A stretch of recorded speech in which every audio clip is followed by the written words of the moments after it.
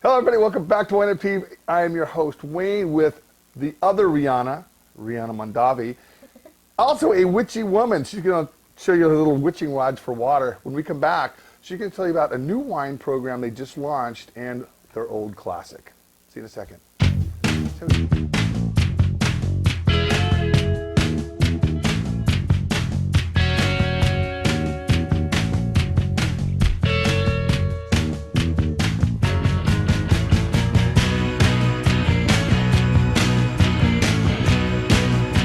Oh, you don't have to do much. Oh, okay. You're just here and look good. Hello, guys. Riana Mondavi, Peter's granddaughter, right?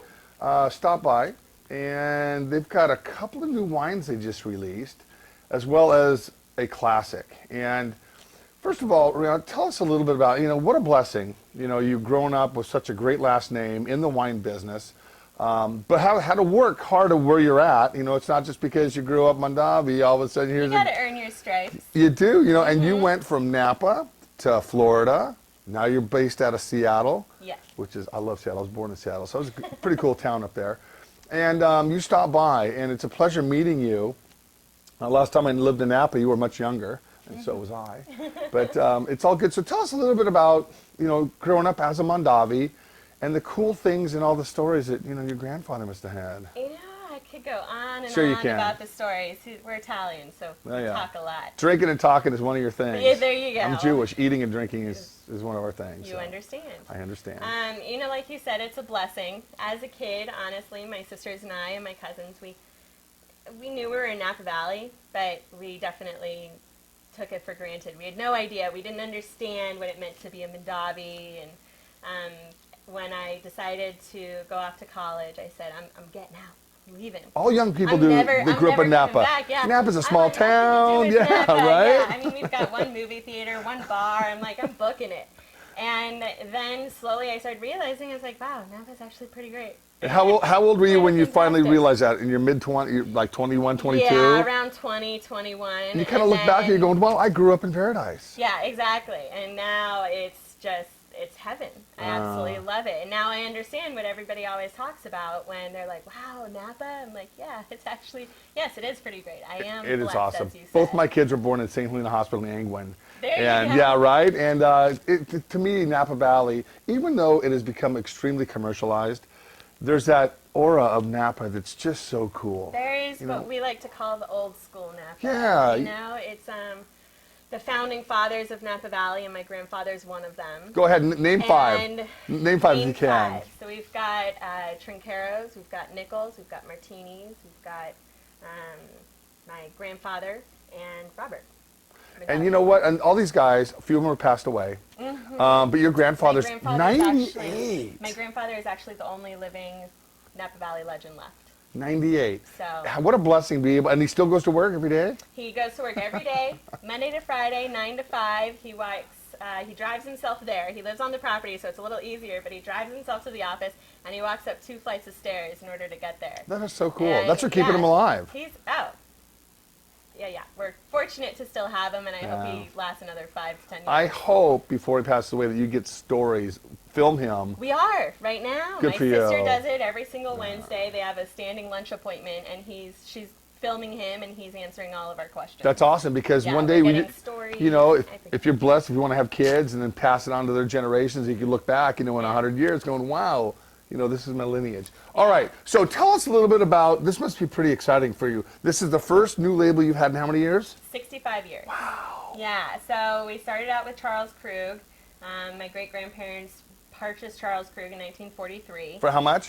For $75,000. I believe it was roughly around 400 plus acres for $75,000. And we still own... Cha-ching. Yeah, we still own a fair amount of that property still, That's awesome. Which is great, yeah.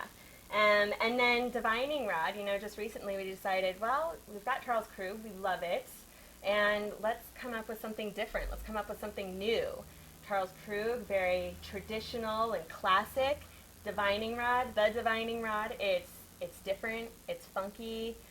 It's all about my It's a dad's great skill as a label. water witch. Yeah, Look at that. very out there label. Winemaker and water witch extraordinaire, right there Mark on the label. Mondavi. So your dad, how did you know how did he know he had powers to find water? You know, he actually found out in high school. He said one of his friend's dads or something was playing with divining rods. That's what these are. And he played with them, and he has, you know, we kind of call it the gift or the touch, so to say. A lot of people have it. It's just a matter of practicing and honing your technique to actually be able to successfully find water and do it accurately. Very cool. And just over the years, he ended up crossing paths with a gentleman named Lori, who his career was water witching. I mean, that was all he did, was water witching. And he decided to take my dad under his wing and became my dad's mentor and taught him everything he knew. And he passed away a couple years ago, unfortunately, but my dad basically picked up where he left off. I remember So when it's I was a pretty cool. kid, my dad would get pissed at me and he'd make me dig a hole to China. Occasionally I hit a water main, and there was my water witching skills, but that's about There it. you go. Love you, Dad. That's how it used to happen. People would just dig holes Right? all over the place until they found something. Well, Now he can go onto the property and tell them exactly where to dig, how deep, and how much water there will be. That's and he's awesome. very, very accurate. That is so cool. All right, so you're outside of Napa now, right? We are. You are just completely outside your comfort Yeah. zone. The first wine here is? It is the Divining Rod Chardonnay, Santa Lucia Highlands. Very different from what we've traditionally done from our Carnero Chardonnay for Charles Krug. It's unoaked, 99% Chardonnay, and 1% Viognier. It's like the 99% people drinking to the 1%, Yeah. right? There you go. I could taste that Viognier in there, can't you? There you go. Yeah, very, very delicious. The acidity is great on this wine. You know, it's Yeah, just, Santa Lucia Highlands. Yeah. It's known for its minerality and acidity, and it still has beautiful Chardonnay flavors. that's one of the best places, I think, for California Pinot and California Chardonnay. Oh yeah, Is the and Santa it's Lucia just Highlands. growing. Yeah. I mean, it's definitely a hot spot right now. But the Caneros, I mean, we had the Canero Chardonnay earlier, and it was fantastic. Yeah, and like I said, different styles. That one's oaked, this one's unoaked. You know, these are about Um, 15, 16 bucks a bottle Yes. on the shelves. And, you know, quality-wise for California, that's why Oregon doesn't make a lot of Chardonnay. We can't, first of all, the weather really isn't warm enough, and we've used some inferior clones in the past. But still, to make a quality Oregon Chardonnay, like Evening Land does, they're pretty prominent in California and up here in Oregon. I think their high-end Chardonnay is 120 bucks. It's unaffordable to most, you know. But California Chardonnay, with the nice weather you guys get down there, you can actually make a lot of Chardonnay and keep it between 12 and 18 bucks a bottle, Yeah. and have it be really good. And that's a sweet spot. It 15 is. to $20, that's definitely a sweet spot right now. And we decided to take advantage of the fact that people are enjoying wines at that price point and that region. All right, so so you do a red and white. Yes, we started out with a Chardonnay and a Cabernet. Our Cabernet is Alexander Valley 2010. We do a little bit of blending. It's got 7% Malbec in it, so not that much.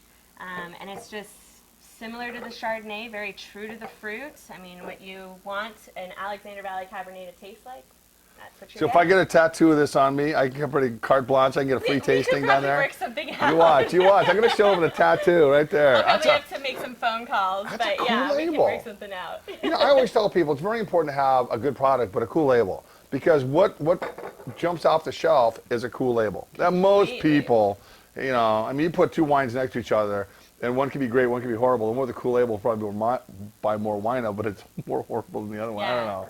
It's crazy. So the great thing about the label too is it's got the Mondavi name on it, which everybody knows and trusts the Mondavi name, which is wonderful. It says a little bit of the story of the water witching on the back, which is great. And it also has on the side, which is kind of fun and shows its little mystical side, from water comes wine, written in Latin. So that's what that means. So it brings us back to our roots. We're first and foremost farmers. You can't grow grapes without water. That's right. And that's where this whole project stemmed from. Well, hey, my dad's got this ability to find water, and our vineyards are sustainable because of him. Let's work with it. And just think, if Jesus was still around, we'd have a bunch of wine because he turned everything he turned everything into it, right? Little did he know he was the next Messiah for Napa Valley. Shalom. All right, so let's go on to your other bottling, which I thought was fantastic. Yeah, so this is beautiful. This is part of our Charles Krug line, which is, like I said, my great-grandparents purchased that in 1943. So we've been making Charles Krug now for close to 70 years. I think one more year and then we hit 70. Wow. Have an anniversary bottle. You got to do some of those little cool things, you know. We do. So Charles Krug was founded in 1861 by a Prussian immigrant whose name was Charles Krug. He named it after himself, and it's the first bonded winery in Napa Valley. So the first one to slap a label on it and sell it as his own. And he was also the first one to start using varietals in Napa Valley, which was pretty exciting. So he was kind of an innovator and a new guy in town and started it. Prohibition hit. Clearly we couldn't make wine and sell it anymore, but they kept the grapes going, so we still had the property. And then that's when my great-grandparents came in after Prohibition and started it up as a full-functioning winery again. What a cool thing. You've embraced your history and your culture and your name. Yeah, what's there not to love about it? I know. You know, and it's great. Your facility, tours open daily? We actually, currently we're not doing tours. Sorry. In fall of 2013, we're going to start doing tours again because we're breaking ground in a month for our brand new tasting room, which is really, really exciting. We have 2 historical buildings on the property which were built by Charles Krug in the 1800s, and we've renovated them. They're earthquake proof now. One's an event center. Takes all the excitement out of an earthquake now. Yeah, and one's going to be a tasting room, and we're planning on doing a deli and a Charles Krug winemaking museum and have a picnic area. And very exciting stuff. Good times. We want to create a destination off of Highway 29. Another one. Another one. You know, I think Visa Tui really captured that, you know, with what they do. Visa Tui North. Yeah, exactly. Yeah. And it's really nice to be able to see a family business grow and to have such lineage to all that. To know that your great-grandparents, you know, were a part of all this stuff. And it's very cool. I have 3 sisters. 2 of them are already in the wine business. One just started working for Charles Krug. I started about a year ago. My oldest sister is a winemaker out of Napa Valley. And who's she work for? 100 Acre. Oh, okay. Yeah. So did you see my sign outside? She's cutting her teeth on some good bottles. They have expensive boxes. Just their boxes of their wine must cost about $100. Oh, it's delicious. It's good stuff. No, it is good stuff. It's good stuff. So good for her. We're crossing our fingers one day she's going to want to come back to us and make wine for us. Sure. So. Which is a natural progression for a lot of people. Completely. You know? Well, our family, we've got a rule. We have to start elsewhere. Get experience It's a good rule. elsewhere. You know, my dad wants us to learn and, you know, maybe screw up a couple times with somebody else and then come back to him when we're, you know, nice and perfect. All right. Tell us about this Merlot. So this is our 2009 Merlot. We do some blending in it, some Cab Franc, Petit Verdot, Cabernet Sauvignon, and it's beautiful. It's got berries and fruit and smooth, soft tannins, just enough that you get a little bit of backbone. It definitely doesn't fall flat. For a Napa Valley Merlot, it's delicious. You know, that line in Sideways, I don't drink fucking Merlot. I tell you something, rethink Merlot. This is delicious. It's very, very good. Merlot is back. I mean, it's starting to come back. Boy, did it get hammered. I know. But that's you know, what we call the post-Sideways movement. But the trippy thing with Merlot is how tricky it is to ripen it. You know, we think Pinot Noir is hard, which it is. I'm not taking anything away from Pinot, but Merlot's that one grape where you never find that many great vintages of Merlot. Pinot Noir is hard for the mere fact it's got really thin skins. So it's just a sensitive grape to, you know, bruising, the climate, everything, just picking it. You know, you got to be careful with Pinot Noir. With Merlot, it's the ripening that makes it so difficult. It ripens so quickly. And that's why a lot of characteristics that you get are the vegetal characteristics, and a lot of people use green pepper as a description. This doesn't have it. And that's when it's picked a little earlier. We wait a little bit longer, so ours is a little bit higher alcohol and has a little bit more backbone to it and is definitely more fruit forward.